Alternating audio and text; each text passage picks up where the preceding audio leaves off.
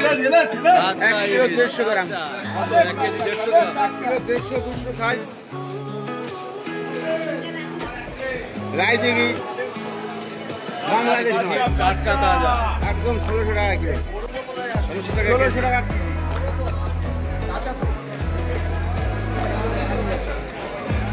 হ্যাঁ সাইজ দেখেছি।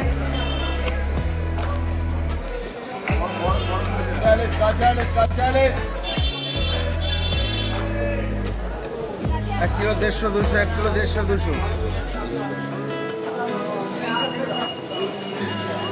1600 টাকা করে পেয়ে যাবেন 1 কেজি 150-200, কোনোটা 250।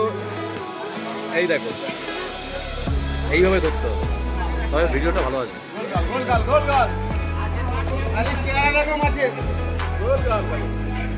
জয়গুরু ফিশ সেন্টার, দেবাশিস হালদার।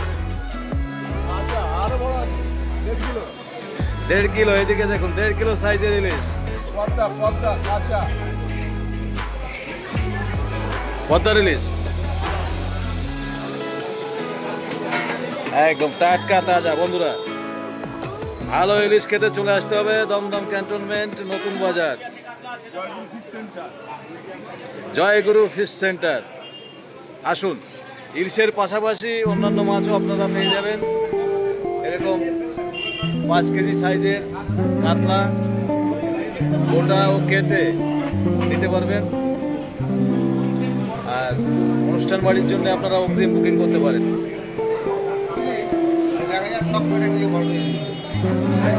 ভালো সাইজের চিংড়ি, তো চিংড়ির দাম কেমন? 50 টাকা শ। 100 গ্রাম, 110 গ্রাম। 4 চিংড়িতে 110 গ্রাম করে ওজন হচ্ছে।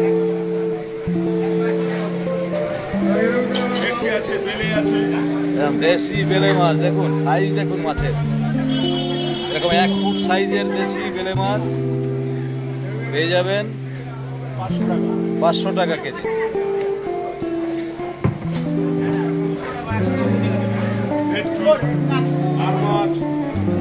ভেটকি আছে, আর মাছ আছে, এদিকে আছে আর প্রজাতির ভেটকির নামটা ভুলে গেলাম, ভেবে ফেলুন নাকি বলে এটা, এইগুলো ভেটকির নাম।